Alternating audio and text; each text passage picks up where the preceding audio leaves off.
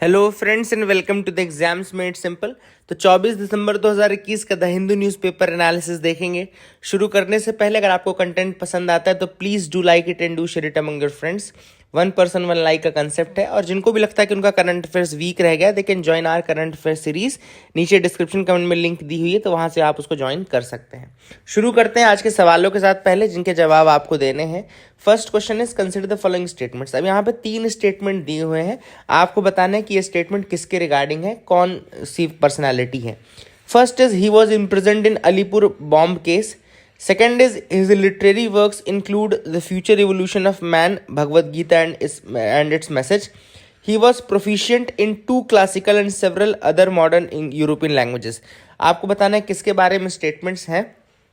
First is R C. Dutta, second is Aurobindo Ghosh, third is Bipin Chandra Pal, fourth is Bal Gangadhar Tilak. तो दूसरा सवाल है which of the following countries do not share border with Iran. इनमें से कौन सी कंट्रीज ईरान के साथ बॉर्डर शेयर नहीं करती हैं। First is Georgia, second is Azerbaijan, third is Uzbekistan. अब आपको बताना है कि इन तीनों में से कौन सी कंट्री ईरान के साथ बॉर्डर शेयर नहीं करती है। Options are 1 and 2, 2 and 3, 1 and 3 या 1, 2 and 3। Question number 3 is with reference to Indian flapshell turtle. Indian flapshell turtle के रिगार्डिंग स्टेटमेंट्स दिए हैं। पहला स्टेटमेंट कह रहा है it is a fresh water species.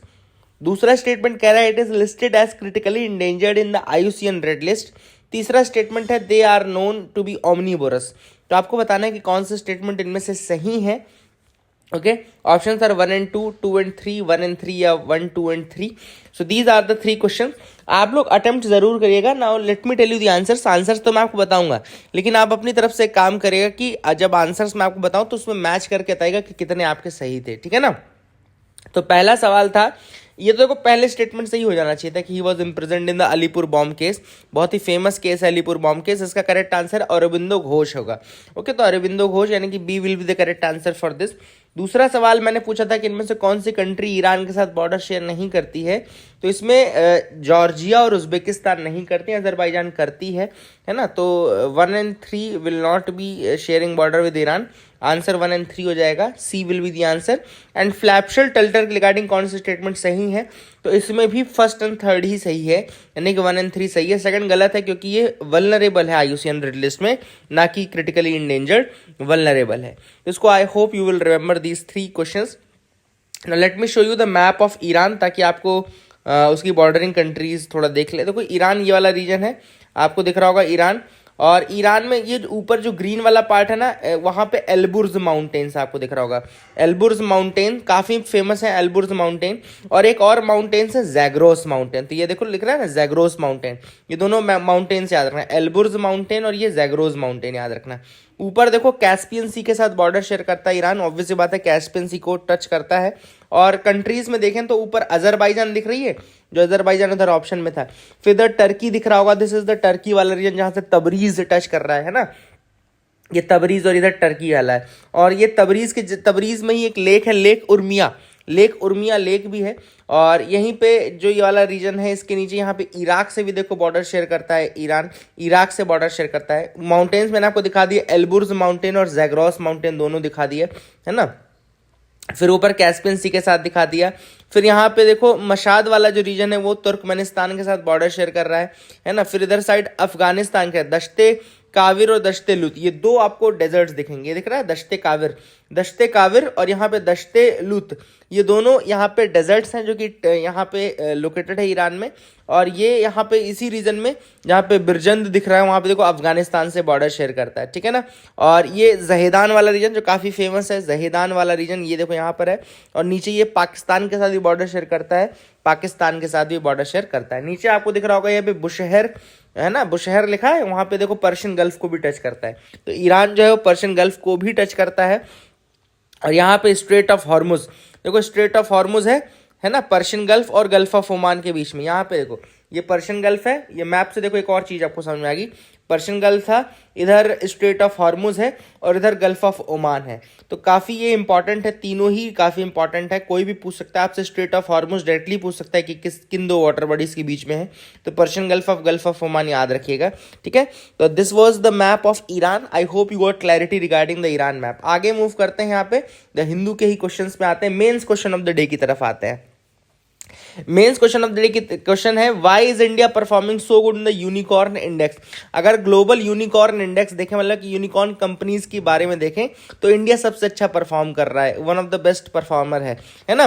Performing so good, it is one of the best, top 3 में आने लगा है। मतलब पहले यूएसए है, दूसरे पे चाइना है, तीसरे में फिर इंडिया आता है। तो क्या रीजन है कि इंडिया इतना अच्छा परफॉर्म कर रहा है? दूसरा, what can be done to reap the benefits of Indian entrepreneurship. क्या किया जाए कि हम इंडियन एंटरप्रेन्योरशिप का और ज़्यादा बेनिफिट उठा पाएं और इंडियन इकोनॉमी को जो डिप्रेसिंग फेजेस हैं उनसे बाहर निकाल सकें। तो दिस इज द क्वेश्चन। आगे मूव करते न्यूज एनालिसिस में।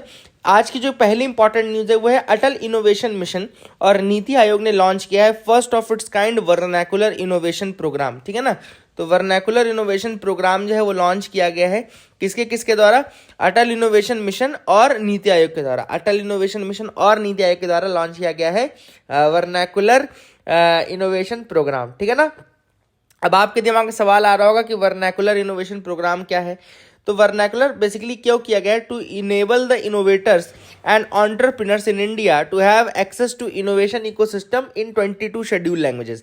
तो जो इनोवेटर्स हैं और जो एंटरप्रेन्योर्स हैं, ठीक है ना, इनोवेटर्स और एंटरप्रेन्योर्स को 22 ऑफिशियल जो लैंग्वेजेस हैं, 22 शेड्यूल्ड जो लैंग्वेजेस हैं, 22 शेड्यूल्ड लैंग्वेजेस में इंडिया में इकोसिस्टम हो इनोवेशन का, इंडिया में इनोवेशन का, एंटरप्रेन्योरशिप का इकोसिस्टम हो, इन सारी लैंग्वेजेस में इसको प्रमोट करने के लिए अटल इनोवेशन मिशन और नीति आयोग ने ये प्रोग्राम लॉन्च किया है। सो अंडर दिस प्रोग्राम जो अटल इनोवेशन मिशन है, it will be training a vernacular task force in each of the 22 languages. तो हर 22 लैंग्वेज में एक टास्क फोर्स तैयार की जाएगी, ठीक है ना। Task force will be prepared, जो कि 22 लैंग्वेजेस में तैयार की जाएगी। एंड वो क्या करेंगे? They will be each task force will be consisting of vernacular language teachers. उसके अंदर वर्नाकुलर लैंग्वेज के उस लैंग्वेज के टीचर्स होंगे एंड सब्जेक्ट एक्सपर्ट्स होंगे एंड टेक्निकल राइटर्स होंगे। There will be technical writers, subject experts and language and that vernacular language teachers. And ये क्या काम करेंगे? ट्रेन करेंगे, कोलैबोरेट करेंगे डिपार्टमेंट के साथ और कोर्सेज डिजाइन करवाएंगे, ठीक है ना। They will be collaborating with the design department of IIT Delhi. IIT Delhi के डिजाइन डिपार्टमेंट के साथ कोलैबोरेट करेंगे एंड वहां से फिर कोर्सेज तैयार होंगे अलग अलग लैंग्वेजेस में, अलग अलग कल्चर्स के regarding. I hope you got clarity regarding that. और इससे सबसे बड़ा एडवांटेज ये होगा कि हर लैंग्वेज में कोई लैंग्वेज बैरियर नहीं रह जाएगी इनोवेशन के लिए, एंटरप्रेन्योरशिप के लिए। जैसे इंग्लिश को माना जाता है कि इंग्लिश में ही आप इनोवेशन और ये सब कर सकते हैं, तो ऐसा ज़रूरी नहीं है।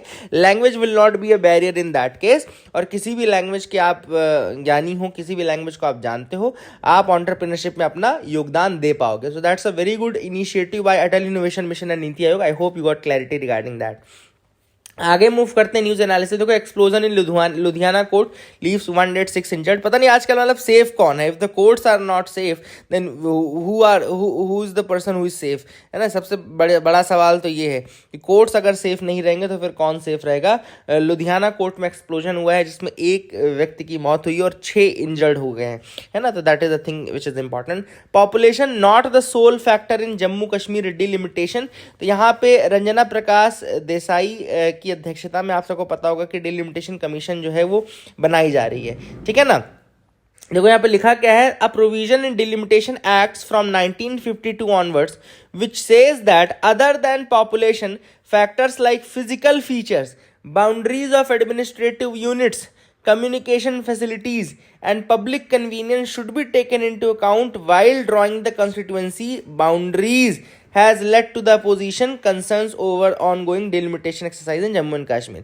तो यहाँ पे आपको याद रखना है कि 1952 के बाद से पॉपुलेशन के अलावा कौन कौन से फैक्टर्स हैं डिलिमिटेशन की, ये लिख लेना, इसको याद रखना। पॉपुलेशन के अलावा कौन कौन से डिलिमिटेशन को एक्सरसाइज को कंप्लीट करने के फैक्टर्स हैं, उसमें physical features, first is physical features, second is boundaries of the administrative units, boundaries of the administrative units, third is communication facilities, and fourth is public convenience, तो ये 4 कुछ अलग और फैक्टर्स है जो कि पॉपुलेशन के अलावा देखे जाते हैं, ठीक है ना।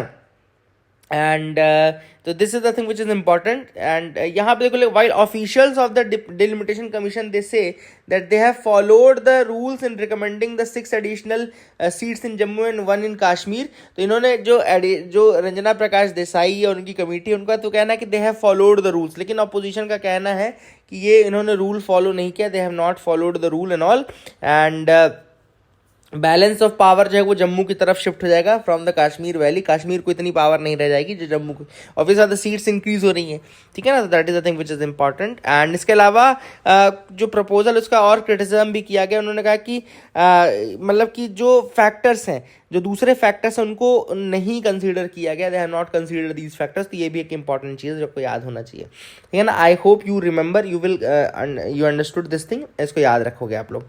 अब कर्नाटका ने भी पास कर दिया anti conversion bill. Now the Karnataka has passed the anti conversion bill. आपको याद रखना है Karnataka assembly has adopted the contentious anti conversion bill, anti conversion Karnataka protection of rights to freedom and religion bill 2021 through voice vote, ठीक है ना। इसको याद रखेंगे, वॉइस वोट से ही ये कर्नाटका ने पास कर दिया। So that is the thing which is important. I hope you will remember this thing, याद रखिएगा, ठीक है ना।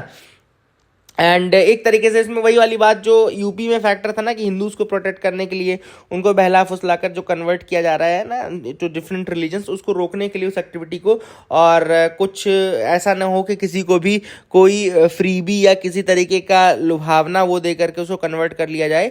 अगर आप अपनी आइडियोलॉजी से कन्वर्ट होना चाहते हैं तब तो ठीक है, otherwise you should not be getting converted into forced and for the sake of marriage and all. ये सारी चीज़ें यहाँ पे भी की गई हैं। तो I hope you will remember this thing. आगे मूव करते हैं, turtle trail to get a boost with mass tagging mission. तो यहाँ पे scientists have resumed the tagging of olive ridley turtles at Rushikulya rookery. तो जो ऋषिकुल्या रुकरी है यहाँ पे उड़ीसा में सेटअप है ये, यहाँ पे ऑलिव रिडली टर्टल बहुत ज़्यादा आते हैं, आप सबको पता होगा।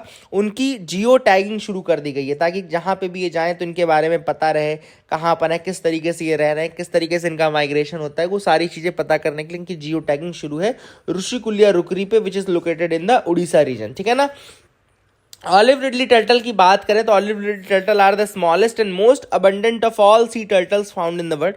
दे are smallest and most abundant of all the sea turtles, मतलब कि सबसे स्मॉलेस्ट है और मोस्ट अबंडेंट भी है, ठीक है ना।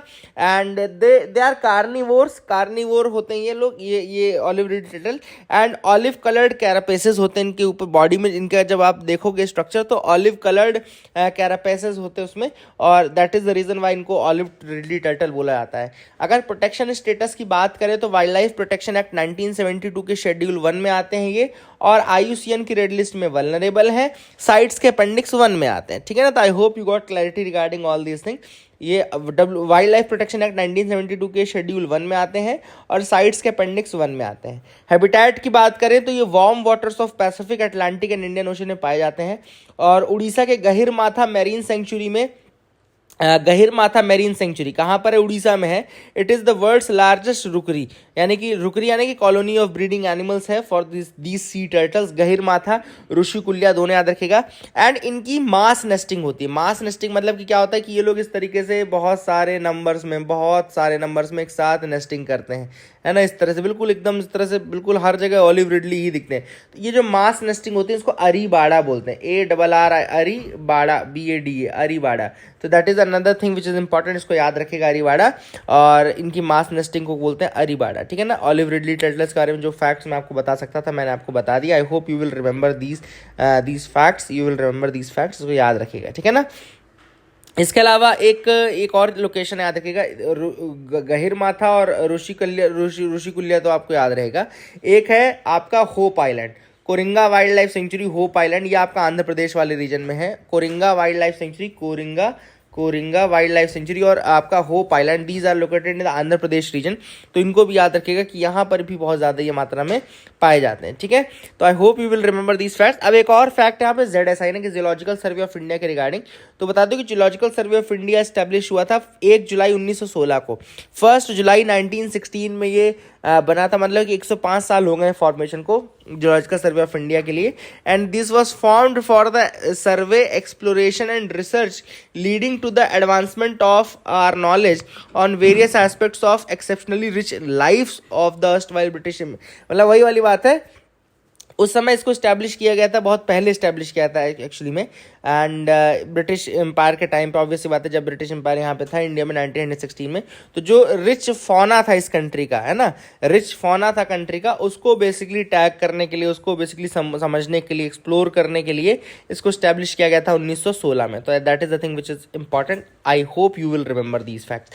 आगे मूव करते हैं, देखते हैं और क्या इंपॉर्टेंट न्यूज आइटम्स हैं जिनके बारे में हमको डिस्कस करना है। तो यहाँ पे एडिटोरियल में एक editorial, the clean cooking fuel plant needs more firing up. यहाँ पे ऑथर ने बात की है जो एलपीजी सिलेंडर्स मिलने लगे हैं महिलाओं को अब, है ना, उनके नाम पे गैस कनेक्शन होते हैं, एंड दूसरी चीज उज्ज्वला स्कीम के अंतर्गत जो एलपीजी कनेक्शन दिए गए उसका बेनिफिट बहुत ज़्यादा है, और ऑथर ने कहा है कि इसको और ज़्यादा प्रमोट करने की ज़रूरत है, it needs to be further promoted, है ना, जिसका बेनिफिट और ज़्यादा होगा। ऑब्वियस सी बात है जो महिलाएं घर में चूल्हे में खाना बनाती थी उनके लिए काफ़ी ज़्यादा नुकसान होता है, because of the respiratory diseases and all. उन्हें काफ़ी सारी रिस्पायरेटरी डिसीजेज हो जाती थी, क्योंकि चूल्हा जलाना और उसमें फिर उसके बाद उसको बार बार फूंकना, ये सारी चीज़ें जो हैं काफ़ी ज़्यादा, उसका स्मोक भी बहुत ज़्यादा हार्मफुल होता है ना। तो ये सारी चीज़ें इशूज़ पहले से थे, इन्हीं को दूर करने के लिए प्रधानमंत्री उज्ज्वला योजना 2016 में आई। प्रधानमंत्री उज्ज्वला योजना के अंतर्गत जो है क्लीन कुकिंग फ्यूल यानी कि एलपीजी जो है वो अवेलेबल कराने की बात की गई to the rural and deprived household जो थे उनको प्रोवाइड करने की बात की गई, जो कुकिंग फ्यूल्स या फायरवुड या कोल या काउडंग ये सब यूज़ कर रहे थे, उनको क्लीन कुकिंग फ्यूल एलपीजी के फॉर्म में प्रोवाइड करने के लिए 2016 में स्कीम लाई गई। ठीक है ना। तो ऑथर का कहना है कि काफ़ी अच्छी स्कीम थी, ऐसा नहीं कि स्कीम बुरी है, काफ़ी अच्छी है और इसका काफ़ी ज़्यादा बेनिफिट भी देखने को मिला है।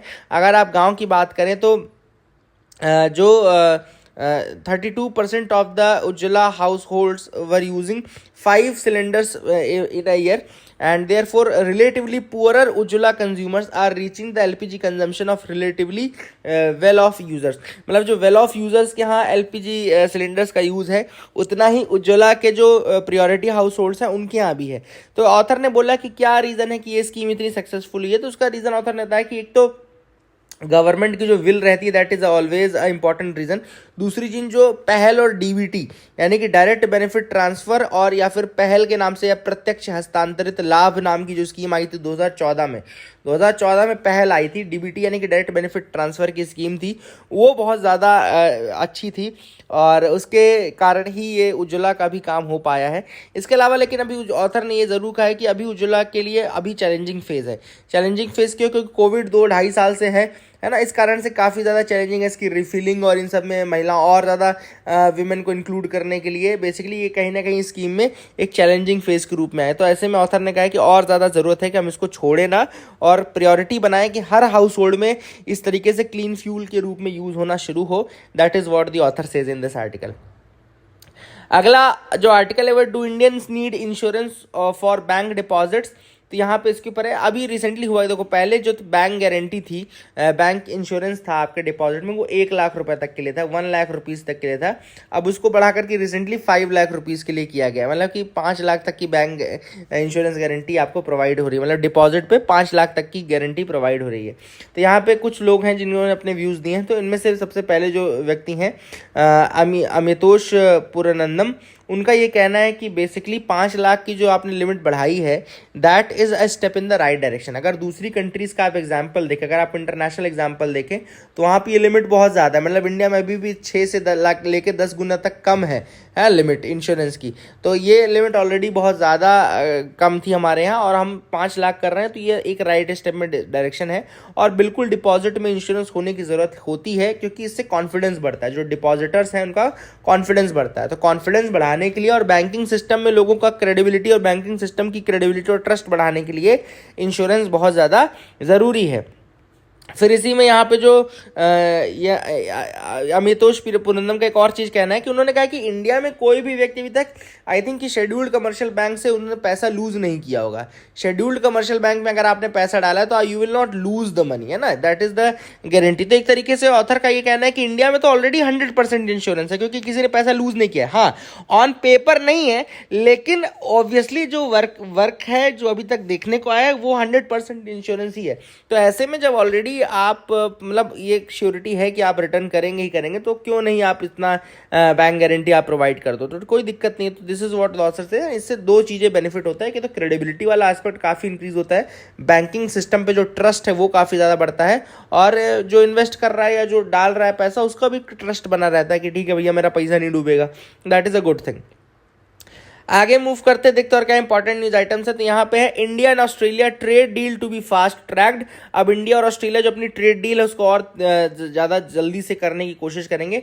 इनका जो इकोनॉमिक कोऑपरेशन है उसको CECA बोलते हैं, याद रखिएगा CEC। अगर आपसे यूपीएससी पूछ ले कि CECA कौन सी कंट्रीज के बीच में हो रहा है अभी रिसेंटली इंडिया के साथ, तो ऑस्ट्रेलिया के साथ कर रहा है। कॉम्प्रिहेंसिव इकोनॉमिक कोऑपरेशन एग्रीमेंट बोलते हैं, ठीक है ना, कॉम्प्रिहेंसिव इकोनॉमिक कोऑपरेशन एग्रीमेंट बोलते हैं। अभी रिसेंटली किसके साथ करने के लिए फास्ट ट्रैक कर रहा है इंडिया, तो ये ऑस्ट्रेलिया के साथ कर रहा है। तो that is the thing which is important, इसको याद रखिएगा।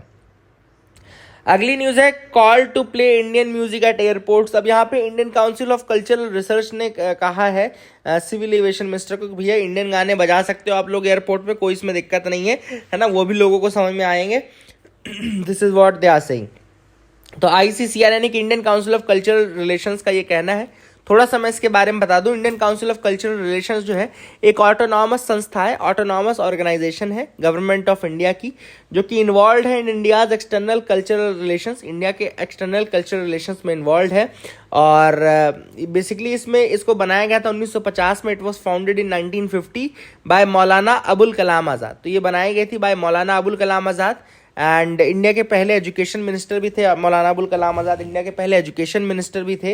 And ICCR has been assigned the responsibility of facilitating the celebration of the international day of yoga by Indian missions post abroad since 2015। तो जो Indian international day of yoga का celebration है उसका पूरा responsibility भी ICCR को ही दिया जाता है, ठीक है ना, सब याद रखना।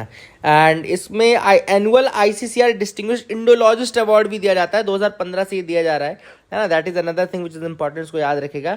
और वर्ल्ड संस्कृत अवार्ड, ये सारे अवार्ड दिए जाते हैं, तो ये आप याद रख सकते हैं। लेकिन याद रखिएगा मौलाना अबुल कलाम आज़ाद ने इसको बनाया था। Hong Kong loses a symbol of its freedom. अब हांगकांग में इसका सिंबल ऑफ फ्रीडम को रिमूव कर दिया गया है।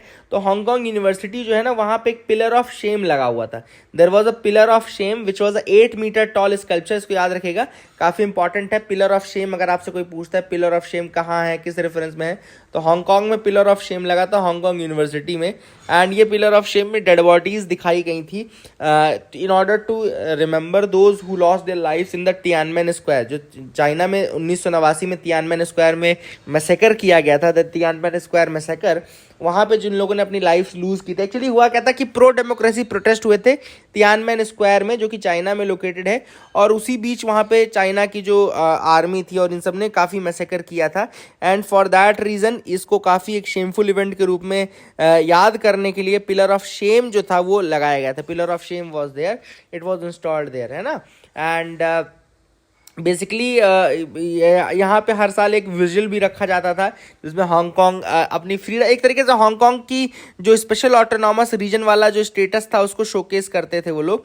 लेकिन अब इस साल ये ना विजुअल हुई और ये पिलर ऑफ शेम को भी रिमूव कर दिया गया है। तो कहीं ना कहीं ये समझ में आ रहा है कि अब जो है चाइना के पूरे गिरफ्त में आ चुका है हांगकांग, और वहाँ पे सिक्योरिटी लॉ और काफ़ी चेंजेस कर दिए हैं ना चाइना ने। अब जैसे वहाँ पे लेजिस्लेटिव जो वहाँ पे काउंसिल थी उसमें जो मेंबर्स थे ज़्यादातर, वो पहले 50% मेंबर्स उसमें इलेक्टेड थे, अब उनको घटा करके 22% कर दिया गया है। दूसरी चीज़, जो उसमें चीफ एग्जीक्यूटिव रहता था वो डायरेक्ट इलेक्शंस की बात चल रही थी, अब उसको नॉमिनेटेड कर दिया गया है। तो ये सब चेंजेस चाइना ने किए ताकि उनके फेवर के लोग ही आ पाएँ और कोई उनका अपोज या उनका कोई प्रोटेस्ट ना करे।